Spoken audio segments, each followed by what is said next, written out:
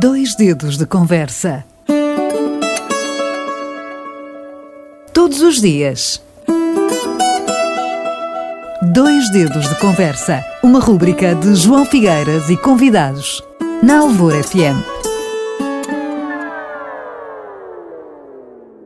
No passado domingo, dia 31, último dia do mês de agosto, Portimão, através do seu museu, inaugurou a exposição da Vinha à Taberna, História do Vinho e Convívio em Portimão, e deu início à segunda edição do ciclo A Fado na Lota. Felizmente, que já há uns bons anos a esta parte, o nosso museu nos tem habituado a recriações históricas, como a mais recente descarga da Sardinha e outras mais, provando que aquela ideia de que os museus são unidades estáticas está fora de questão. Portanto, o Museu de Portimão tem provado o contrário através dos prémios que tem recebido ao longo dos anos.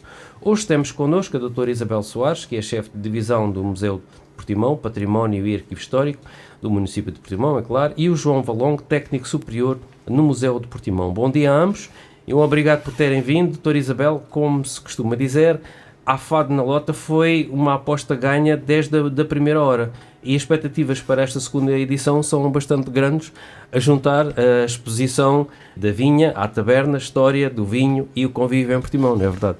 Na verdade, esta edição do A Fado na Lota, a segunda edição, é acompanhada desta nova exposição de Vinha à Taberna, Histórias de Vinho e Convívio em Portimão, que se desenvolve em 3 núcleos. Portanto, isto foi um desafio lançado pelo Sr. Presidente, que nos disse se poderíamos eventualmente fazer uma exposição ligada às tabernas do município. Claro. E nós alargamos, portanto, também ao vinho e às adegas e completamos aqui um pouco a temática.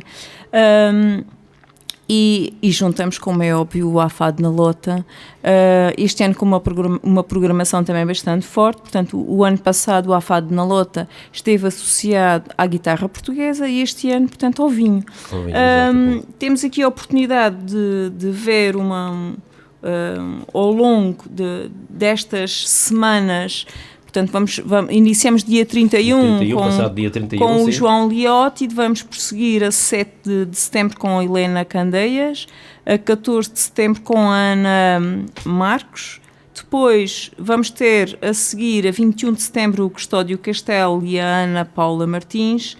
E ainda o Pedro Viola, dia 28 de setembro, dia 5 de outubro, Adriana Marcos e dia 10, Teresa Viola. E sempre acompanhados por Vítor do Carmo, José Santana, António Correia, temos aqui também o Nuno Martins, sim. Exatamente. Portanto, vários guitarristas que vão acompanhando ao longo desta programação os músicos. Com a entrada livre.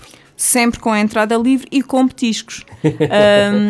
Esta exposição que está a acompanhar esta programação musical, na verdade é feita com prata da casa, portanto nós, desde a carpintaria, pintura, o design da exposição, a museografia e a investigação, portanto tudo é feito pelo Museu de Portimão. Na investigação este ano, neste projeto, portanto, esteve o João Valongo, está aqui ao nosso lado, precisamente o Júlio Serapix e o Joaquim Carvalho. Temos aqui o João a representar os investigadores. João, como é que foi esta epopeia, digamos assim, de tentar saber como é que eram mais em pormenor as tabernas do antigamente? Foi um processo moroso e trabalhoso, mas gratificante.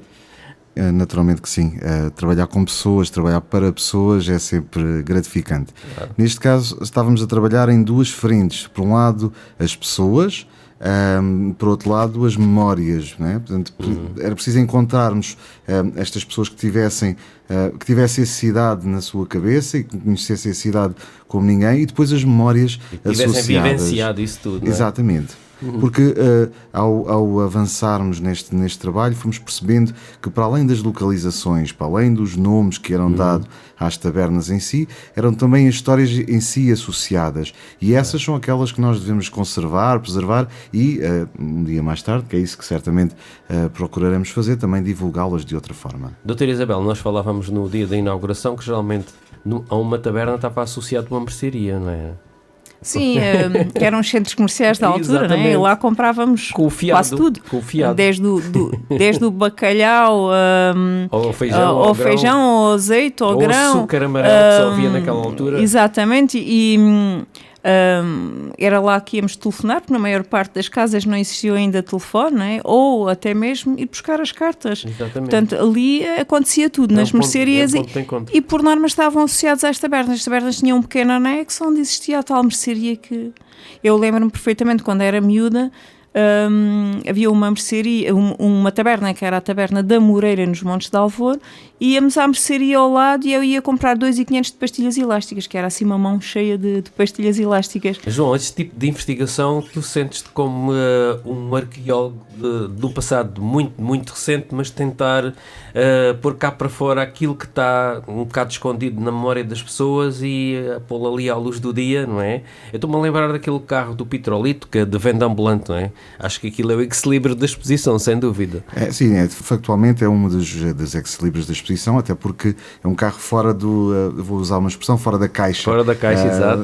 Para a época, inclusive. Para a época, inclusive. Portanto, era a forma de levar para fora de portas aquilo que se vendia dentro de portas. Neste caso, naquela taberna dos azeiteiros. E era um carro que cumpria também essa função de fazer chegar para fora de portas e vender o carvão, o azeite, o vinho, enfim, uma série de mercearias que saíam porta a porta, carregado, lá está, com a sua besta, com o seu animal que levava à frente e que passava de porta em porta.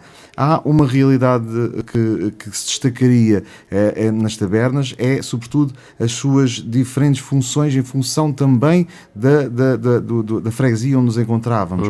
Sendo que na Mosquioeira a função da taberna era um bocadinho diferente já daquela que seria de Alvor, dada a natureza também do território, não é? Portanto, estas particularidades dos espaços onde nós nos encontramos, isso também está um bocadinho representado naquilo que as pessoas nos transmitiram. E de facto, voltamos ao mesmo. As pessoas foram e são aquilo que é a fonte de preservação da memória. Doutora, há que fazer alguns agradecimentos, que houve aqui uma parceria com a Adega Cooperativa de Lagoa, no espólio.